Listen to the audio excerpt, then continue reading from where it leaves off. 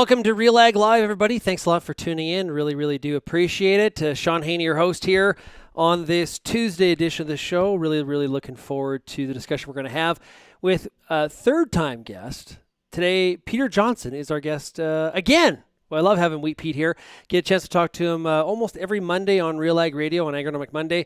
Bring him in here to RealAg Live, and we'll get some questions answered here today on the show from him. If you do have a question for Pete, all you have to do is enter your question in the comment box below. So whether you're watching on Twitter, YouTube, Facebook, Twitch, wherever you are, you can get your question in, and we'll get to as many of them as we possibly can. I know myself, I've got a whole bunch of questions that I want to be asking Pete as well. Hey, let's bring Pete in here. Pete, how's it going? It's going absolutely awesome, Shaun. Although it did not rain for most of Ontario yesterday. We were promised rain. We're in the middle of a drought, so I'm grumpy. But no, I'm here on RealAg Live with Shaun. And so if Jason Mock can, put together little sticky notes, and by God, I can do sticky notes as well. So I'm a happy camper to be here with you today, Shaun. Just look out. Beauty. That maybe is my favorite episode yet, when Jason Mock started pulling out graphs written on Post-it notes. That was fantastic. Classic, man. Classic. So good. Hey, you mentioned lack of rain, and I know growers were hoping here in the early days of this week, the last week of July. Hard to believe. There was a hope for some rain. Has anybody really got it yet? So from what I can tell, virtually nobody got rain last night. I mean, I'm sure there's a few isolated pockets that got a thunderstorm and maybe got something, but at my farm, we got enough rain to wet the pavement, but not to dry the dust on the gravel. And that's been the story. A millimeter, half a tenth. One grower said, hey, I got 0.09 of an inch of rain. So not quite 1/10 of an inch of rain. And man, Shaun, it's really gone critical, eh? Particularly, you go out in the Ottawa Valley up into Renfrew. Renfrew is often a drier area. It's sort of, for some reason, the rain seemed to part there a lot of years, but there's growers that basically have not had more than a half an inch of rain since the 1st of May. Ooh. Up in that area. It's like freaking Western Canada around here, man. Like what? Yeah. You're getting the rain, we're getting the dry. Things, COVID-19 and 2020 is just backwards. Close the laptop, shut the year down. Just let's move into 2021. I remember somebody, they were an agronomist. They're typically quite talkative and quite loud. I could have sworn that they told me early on in the year that 2020 was going to be a great year. And who was that? Oh, wait a minute. Yeah. It was you. Dang, I hope I didn't jinx it. Oh, that would be horrible. Yeah, we had 2 tough years. We sort of thought we were due. And early in the going, right? We want drought in May. April and May should be drought months for Ontario because it lets us plant the crop on time. And we finally got that, and we thought, yeah, baby, it always rains here in June.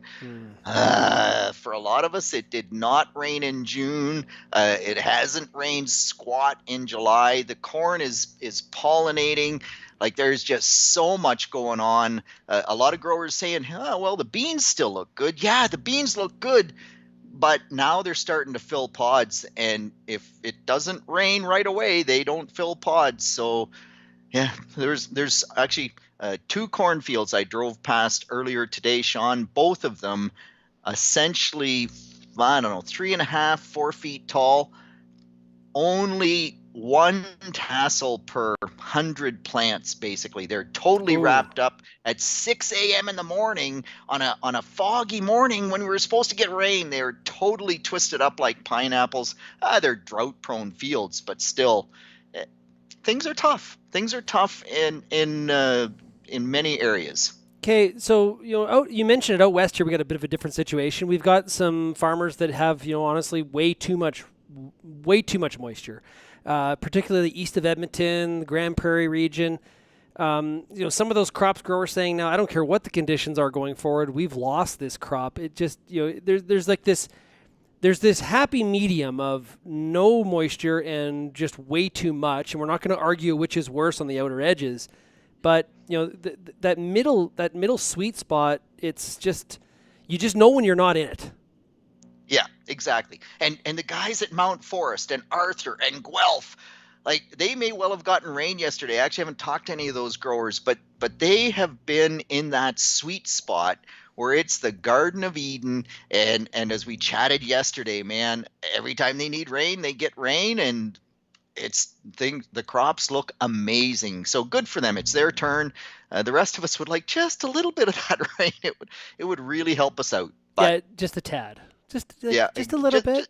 exactly, just enough to get through it. Unfortunately, Mother Nature, once again, Mother Nature is not being all that motherly for many of us here in Ontario. Yeah, well, and some people out west as well. Hey, Pete, Yep. question here from Christine. She is watching on YouTube. Thanks a lot, Christine. She says, we would like to plant alfalfa after the wheat. Any advice or things we should look out for? I'm not exactly sure where Christine farms, but what are your So thoughts? that's a pretty typical thing that happens here in Ontario or in the Great Lakes Basin. So we'll assume that Christine's somewhere in the Great Lakes Basin.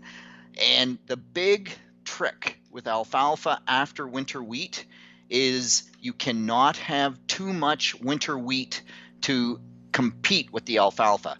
So number one is get that wheat growing. And we talked about liar. I'm gonna have to say that word again, Shaun. That, like, I can't lie. I don't want to say it, but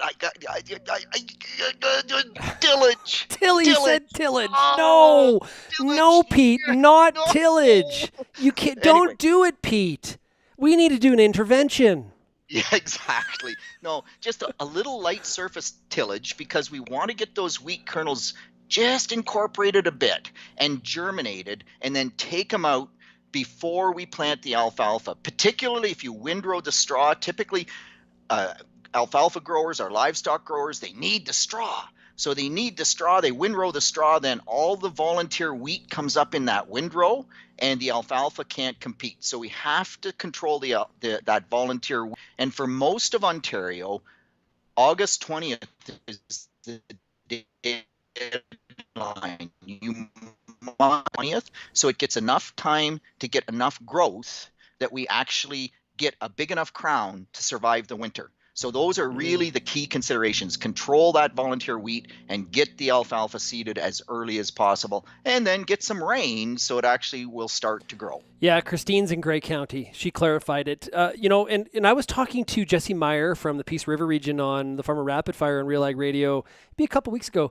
And one of the things that he says, it's been so saturated there. There's been so much frustration the last 3 years of harvest, and that wet trend continues.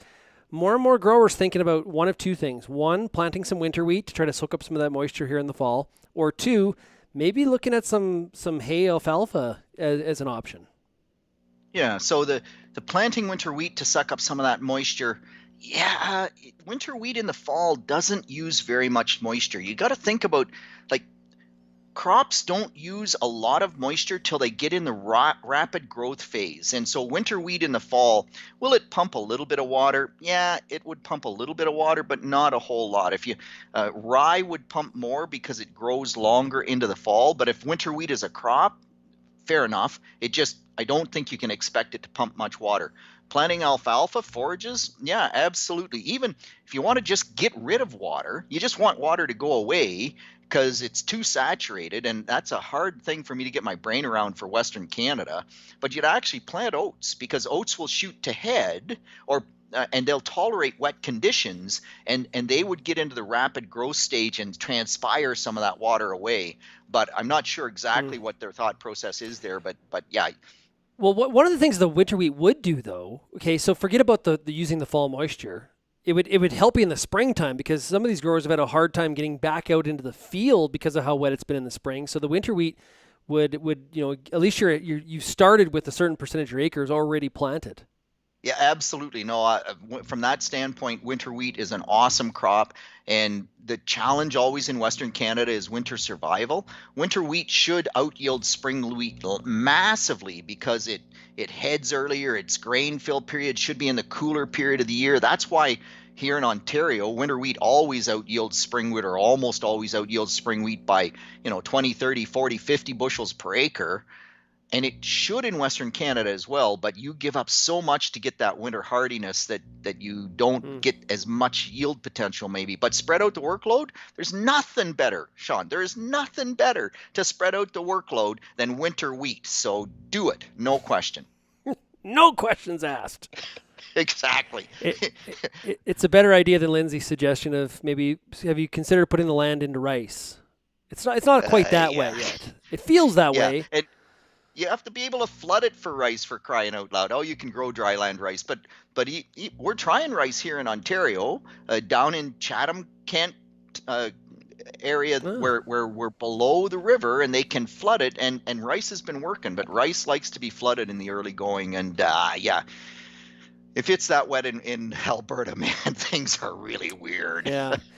Sharon farms in Ontario. She says 0.1 of an inch here in Dublin, Ontario. Guess I'll consider myself lucky.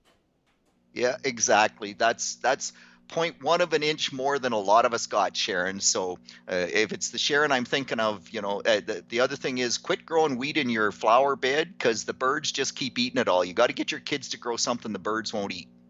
Lindsay says cranberries. Float them off, right? We flood it to float them off, right, Lindsay?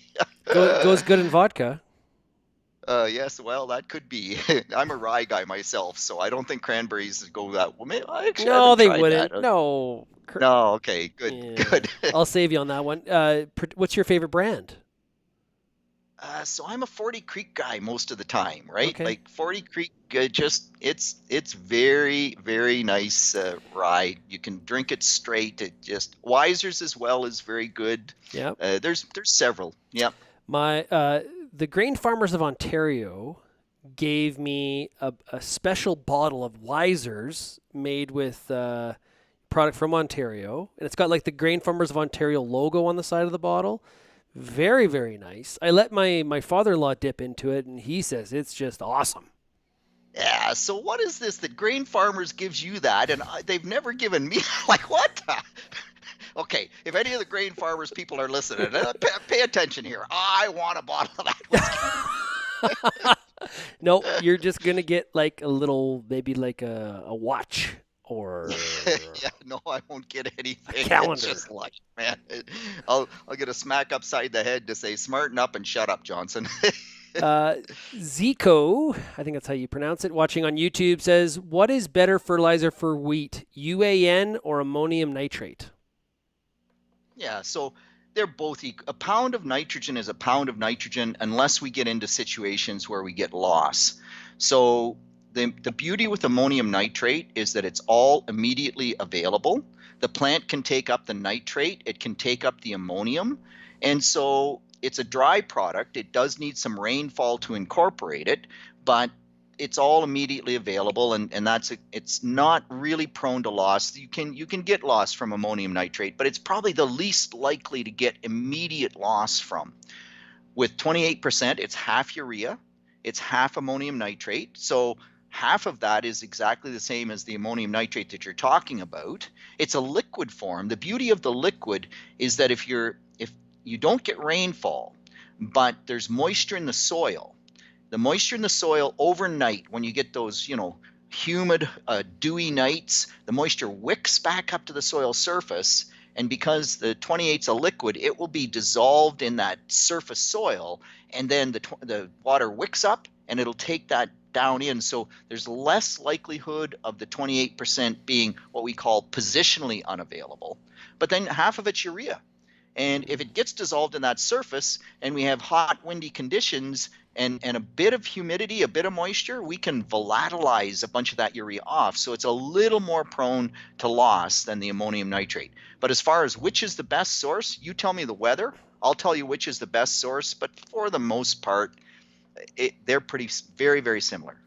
Okay, cool. Hey, what's the best speaker gift you've ever given? Oh, man, wow, that is an awesome question. I was out in Saskatchewan once, and I got this little sickle blade. So I used off a combine knife, a sickle blade that I don't know if I can find it just to show it to you, but next time I'm on, I'll have it to show it to you.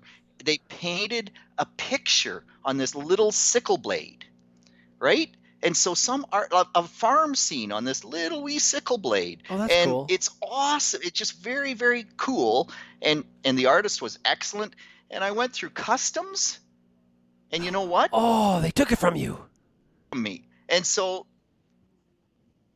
kudos to the group that did it. They actually couriered me another one. They said that Oh, won't do, and they couriered me another one. And I like, it was so disappointing. It's like, what do you anyway? So that was a cool gift. Man, I love maple syrup. I love maple that's well syrup as documented on a RealAg Radio. gift. Pete loves maple syrup. The quickest Yeah, way to it's Pete's heart is not wheat; it's maple syrup. oh yeah, He's like Will Ferrell in Elf. He's just like he puts it in his spaghetti. He just loves it. exactly. Hey, Pete, the RealAg team is really, really great. They try to get me to ask and say words that I probably can't pronounce. Lindsay has a question. Serious question time. Anthracnose? How do I say? Anthracnose, Anthracnose. anthracnose. Yep. Everyone wants to know why the heck was it so bad in Ontario this year? Yeah, so it's weather. It's always weather related. You get to a disease, it's always weather related. So anthracnose, it can affect many different crops. I assume Lindsay's talking about anthracnose in alfalfa, but we certainly get anthracnose in edible beans. We can get anthracnose in corn. It's just one of those diseases that we tend to see worse when we have wet at the start and it gets infected and then it goes dry.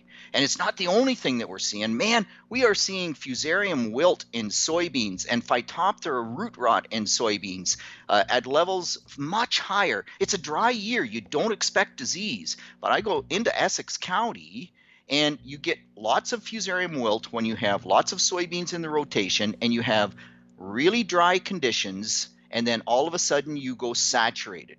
And Essex was super dry, and then they got a 3 to 4 inch rain. This is a month ago, Yeah. something like that, and more fusarium wilt in the soybean crop than we've seen in forever. So you just gotta link it up to the weather conditions, because that's what drives it. There's always something weather related. We talked about this yesterday on RealAg Radio, but I'll bring it up again. We're at that point here where, boy, if we don't get rain in Ontario, does it solidify and make the corn fungicide decision? Like, does it sort of cement it in the no category, or is there still a justification to put the fungicide on even though it has not rained? Yeah, so that's such a tough question. So first off, there's some people out there that have this concept that a fungicide drought proofs the crop. I call malarkey on that. In the greenhouse, you can put a fungicide on corn and you can get a little bit of a difference in when that corn goes under drought stress, but it's very short-lived. And in field conditions, man, fungicides do not drought proof the crop. But they can help with plant health, and if you're drought stressed and you can keep the plant healthier, you can still sometimes see a yield benefit. This year in the wheat crop, the areas that what's really interesting is that the earlier planted wheat, we saw a fungicide benefit because we hadn't gone under as much drought stress, and we also were in grain fill in the cooler period. We got to the later planted wheat, and all of a sudden, that fungicide benefit really dropped off because we were just maybe 5 days, 7 days difference in heading, not a big difference, but enough that it moved the grain fill period into a time frame when we were pretty much drought stressed or lack of moisture all the way through, and so the fungicide simply could not help. In the corn crop, there's a lot of corn out there that is just so drought stressed that you kind of just shake your head and say, man, it's not worth it. The challenge is we're getting lots of humidity, and so with lots of humidity, then you start worrying about jib, right? About dawn in the corn crop. And 2018, we saw this. We didn't have moisture, Yep. but we had record amounts of jib and dawn, and we are all scratching our heads. And it was the high humidity through this flowering period. This year, 2020, we've had days of high humidity, foggy mornings. We haven't had as much humidity as 2018, so I don't think we're at as high a risk. But if I'm a hog guy and I'm going to feed my corn, I still have to spray a product to control for dawn. I can't take the risk. If I'm not a hog guy, it's getting very tough to spend that money on a fungicide, particularly after we missed the rain that last night. It makes it that much harder. So variable in the corn crop. It's just a tough year from that perspective. Yeah, and because we have not got rain up until now, for the most part, there was that one soaker, but hey, you know what? That was several weeks ago. We're kind of caught because we're cheerleading for moisture going forward, so the corn crop has a chance. And we know that soybeans want rain because you go back to 2018, that's what happened, right? We got all that rain in August. We had record soybean yields. So right now we're kind of cheering against our own best interest depending on which crop you're looking at. I don't know what I want. Yeah, no, and that's often the way it is, right? We can't control the weather, but you're right. In 2018, Peter Johnson at Wheat Pete on his farm had 71 bushel per acre soybeans. That is unheard of. That is crazy. Why? Because we got tons of rain in August. And I also had very high dawn levels in my corn crop. So what we'd like, Shaun, is rainfall without humidity. That's really what we'd like. If we could get an inch of rain every 4 or 5 days, but the days in between were dry, low humidity, we'd get big soybean yields and we wouldn't have dawn in the corn. The problem in 2018 was we had the rainfall and the humidity, and that's what killed us. Man. Okay. Hey, Pete, we got a pre-question here from Doug. Doug's question was, and it's Doug tweeting at Doug_Rogers1.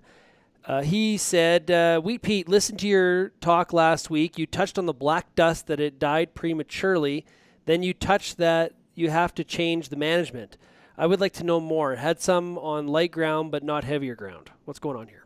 Right. Perfect. So that's, and it makes perfect sense that Doug has it on the light ground and not the heavy ground, because what the black dust is secondary saprophytic fungi. So we generally call it alternaria. It could be Cladosporium.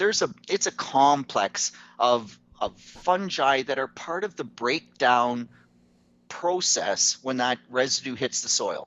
So what happened is that on the sand, on the light soils, that crop died early. It died prematurely, so it was dead, and that secondary saprophytic fungi attacked it and started to break it down before the combine even went through.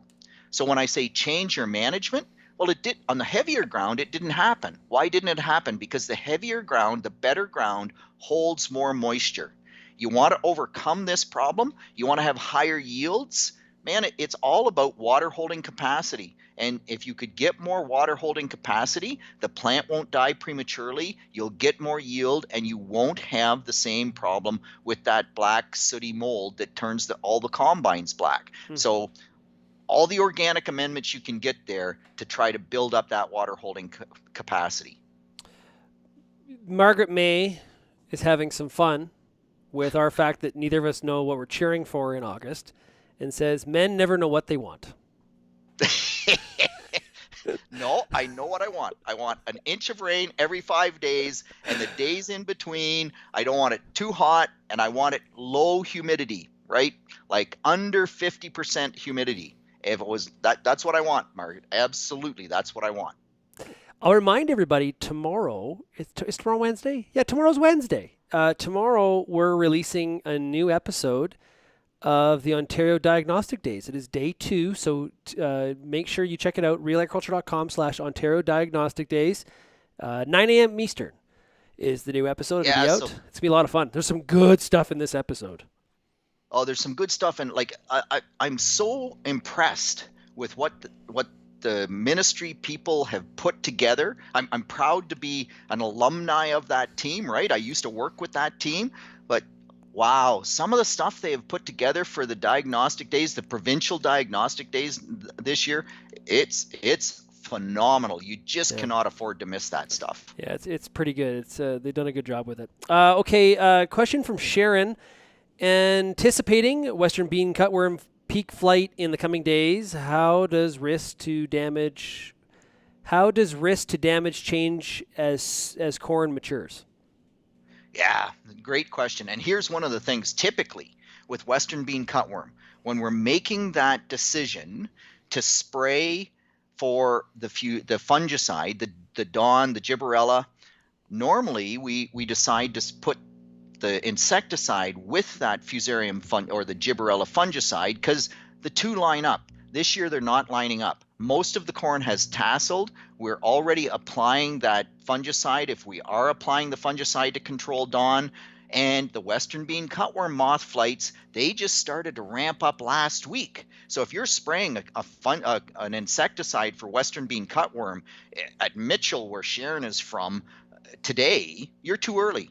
The eggs are just being laid, and you can't kill them until the eggs hatch and are there. So now we have to wait, and we actually have to split those sprays if we need to control.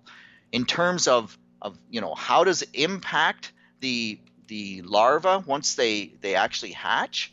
The larvae need the pollen as they crawl down the plant. That's their food source. If all the pollen is gone, then they're going to struggle to be as healthy when they get, and more of them won't make it to the cob. So that's a good thing. If it stays super dry, the one thing that Chris Stefanzo, she's the entomologist out of Michigan State University, and she clearly said that their outbreak of Western bean cutworm started in 2008. They had massive problems right up until 2012. And in 2012, the problem just disappeared that year. Why? Because it was an extreme drought. And when it's extremely dry, those larvae, when they hatch, they need moisture to get down to the cob. And so a whole bunch of them dried up and didn't make it to the cob. In terms of the cob itself, does it become resistant? No. So even if they're later and they have moisture, they have pollen, if they get to the cob, they're still going to go in through that silk. They're still going to get into the cob. So the risk still exists, but I think under the current conditions that probably the risk is reduced. And plus we still have to scout and count egg masses. They're just hitting now. So now is the time we have to start looking. Okay, question out of Western Canada, I believe. All right, Pete, the Western N-app for protein saga continues. We don't have a rain forecasted, and we're at that 10 days-ish after antithesis. Can you still apply some N at night? Will it burn the crop? So it's antithesis. It's not antithesis, Shaun. Like, come on, Mr. Audience continues to just try to... I'm willing... You know what, Pete? I'm willing to admit where my faults are, and sometimes reading is not one of them. Fair enough. I'm willing to admit my faults too, but we would spend the whole show talking about listing them, so we better not go there, man. That list is long and distinguished. Yeah, exactly. So if you have humidity at night, then absolutely you can still apply. And in fact, if you're applying dissolved urea and you cut it with some water, you can often get away with very little burn. But you don't want to apply when it's high temperature. High temperature will increase the burn, and very windy. So if you're a day when it's 32 degrees in Western Canada and the humidity's at 10%, you put on that dissolved urea post antithesis, you're gonna see some burn for sure. You want low temperatures, as low as possible. You can put it on at night, and you can never say never, but you can definitely do it with very limited burn. There's a whole bunch of producers out there doing it. So I think the answer is yes, you can still get that job done. The problem becomes no rain in the forecast. The foliar uptake's pretty small. So we really do want that rainfall to get the maximum benefit out of that. Even though it's a foliar applied, we need rainfall to get the maximum benefit. People in Eastern Canada are like, 10% humidity? You people in the West. Huh. You have no idea. It's like you walk outside now, it's like, it's quite humid out. It's 10%. It's like... So like I said yesterday, Shaun, if you don't like humidity, move out of Ontario because, man, we're surrounded by lakes and it's humid here most of the time. Yeah, with the baseball season back on, the Blue Jays were going to play in Baltimore.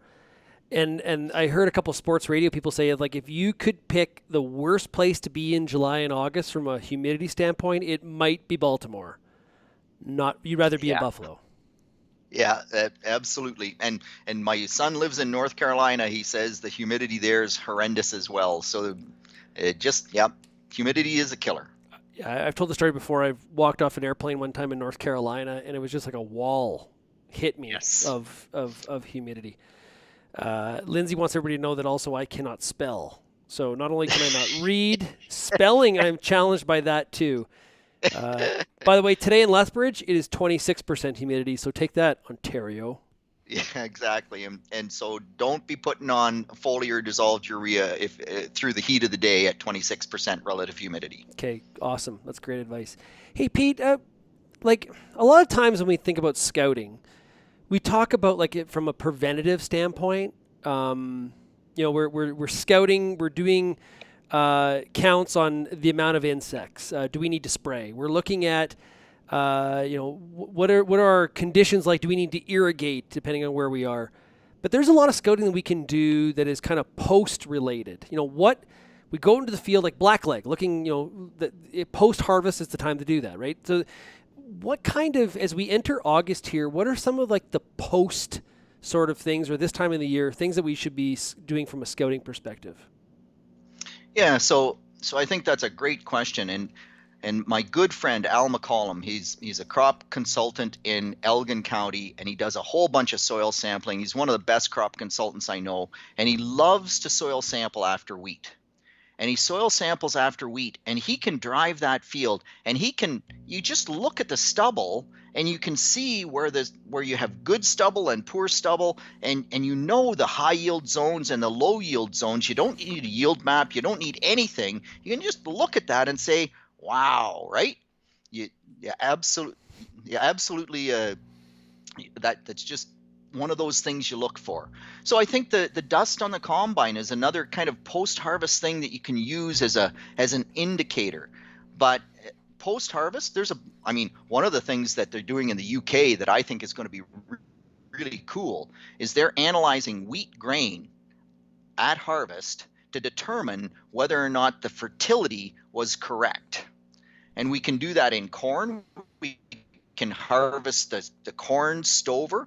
You take it from the 6-inch level to the 18-inch level, 1 foot of corn stalk, and it will tell you if you over-applied nitrogen or under-applied nitrogen in that corn crop. What? So there's a bunch of there's a bunch of things that are developing and that we know about that are just way cool from a post-harvest standpoint. But the number one thing, Shaun, post-harvest, particularly Ontario, winter wheat is off. Number one thing post-harvest assessment that you should be doing is, can you do it? You're looking at your clover stand? Soil sampling, soil test, soil test, soil test. Sorry, folks, we do not have a winner today in our contest. Yeah, but I like the red clover one as well. Absolutely. But no, that's one of those things. Hey, just while we're on scouting, by the way, and there's been some questions about insect pests. Man, do not pull the trigger too early. I probably had 10 calls over the last 4 or 5 days where we have a lot of insects feeding on soybean leaves. So we have red-headed flea beetle, we have Japanese beetle, we have bean leaf beetle, we have grasshoppers, and you walk into the field and you see all these holes. And people are looking at that saying, man, that's yield loss, I want to go spray. Well, the problem is that number one, that we don't have enough damage. You need 15% leaf defoliation at this stage, at least 10%.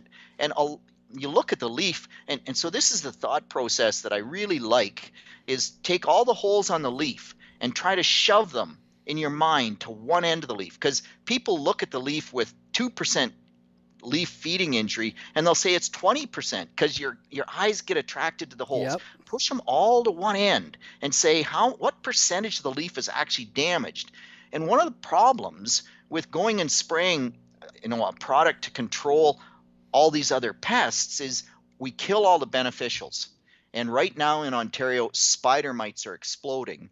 And man, if you kill all the beneficials, and the beneficials have been helping that spider mite population down because they do that, all of a sudden you kill the beneficials. A lot of the products don't kill spider mites, and all you do is the spider mites explode. So you really gotta, like, when you hit threshold, you have to spray. I don't care if it's western bean cutworm or it's spider mites or it's leaf hoppers or whatever, but don't be spraying before you hit that threshold, because there's impacts on those beneficials.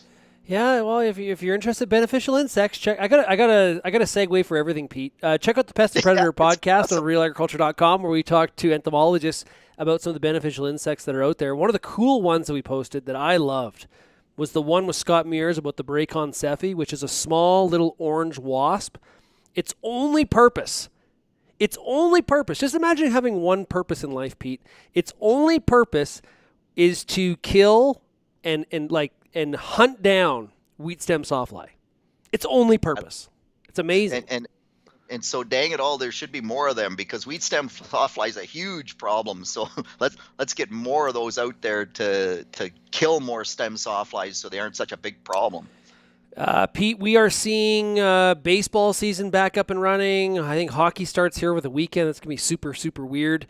Basketball, Raptors, their quest to repeat will continue here, I believe, next week.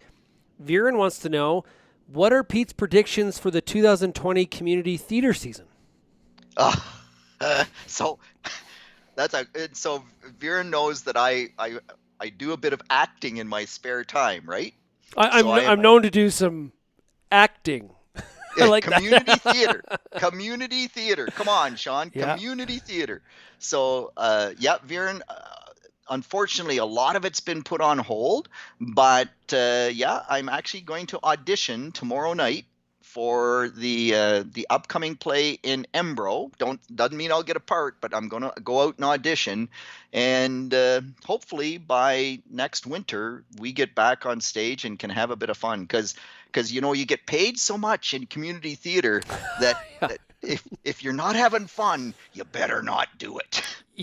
Yeah. You're paid in fun.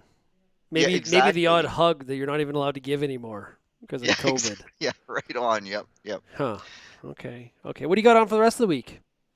So we're still combining wheat plots. We have 3 sites left to go. We're moving from place to place. Don't forget, I got to do the word tomorrow morning. Oh, Right, the word's due out on Wednesday, so we've got lots to talk about there, and auditions tomorrow night, Shaun. So hopefully, if we don't get a rain, and I hope we do, but if we don't get a rain, we may be done plot harvest by Friday or Saturday, and I might actually get a Sunday off. That would be the first Sunday in quite a while, but I might get a Sunday off to just sit on the deck and enjoy a beverage.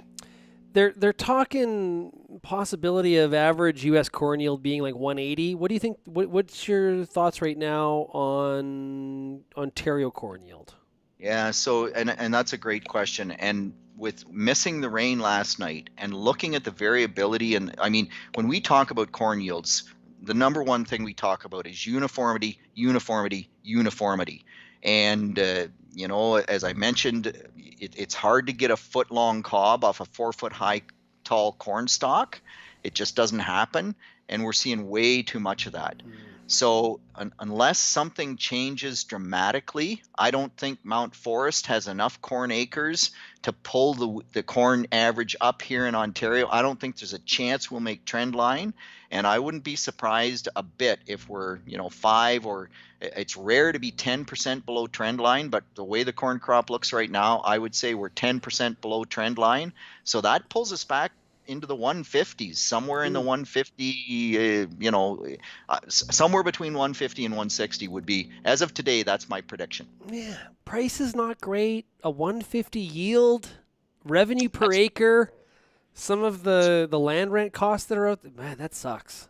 I know, and I mean there'll be some 200 plus corn out there, right? But we're talking provincial average and just the way the crop looks. And by the way, Shaun, that's why you grow winter wheat, so that you spread your risk, you spread your wheat workload, you spread your risk, and there's been some poor wheat yields out there, but there's also been some amazing wheat yields out there. 139s, 134s, 125s. There's some very good wheat where growers pretty much knocked it out of the park.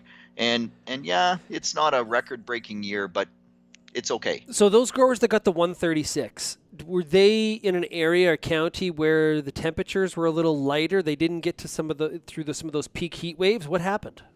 No, so actually the 136 was in Chatham, Kent. And Chatham, Kent is a hot area, right? Yeah.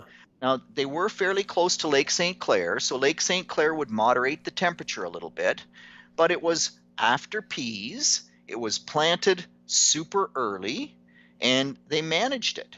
And so, it really is about planting date, and the early planting date moved the grain fill period forward so that they missed some of the hotter temperatures. Lake St. Clair probably helped a little bit as well, but every time I look at one of these big yields, the common denominator, almost 100% of the time, the common denominator is early planting, and often rotation after peas or after canola.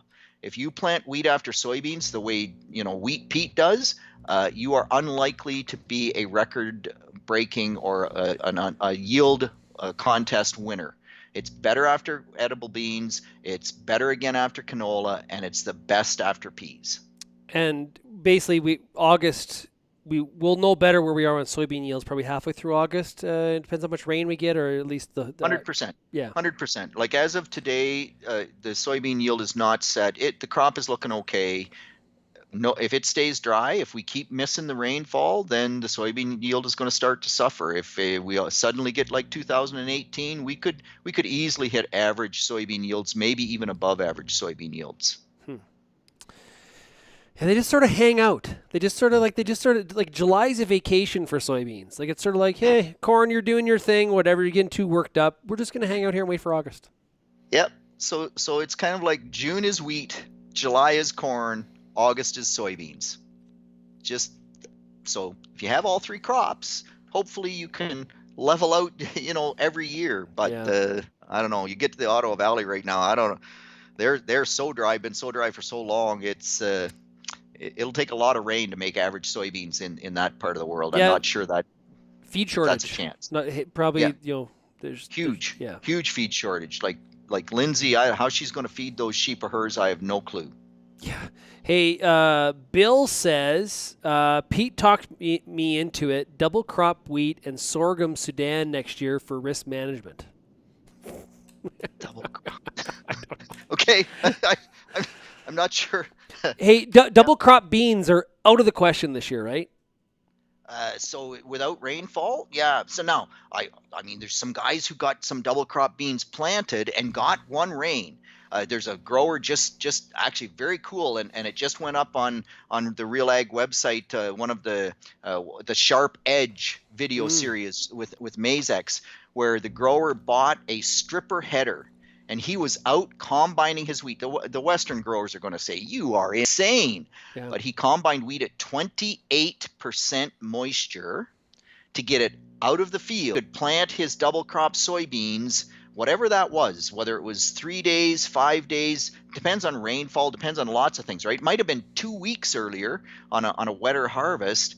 And every day in July is a bushel per acre. So by doing that, even though he had to dry the crop, and he has his own elevators and his own dryers, so that cost isn't as much as it would be for me to deliver it to the elevator. But man, like he probably gained at least 5 or 6 or maybe 10 or 12 bushels in soybean yield, and he got a rain. Lucky devil. He planted them into this thick mat of straw residue, and that night he got I don't know what it was, half an inch, 2/3 of an inch of rain. They're up, they look beautiful.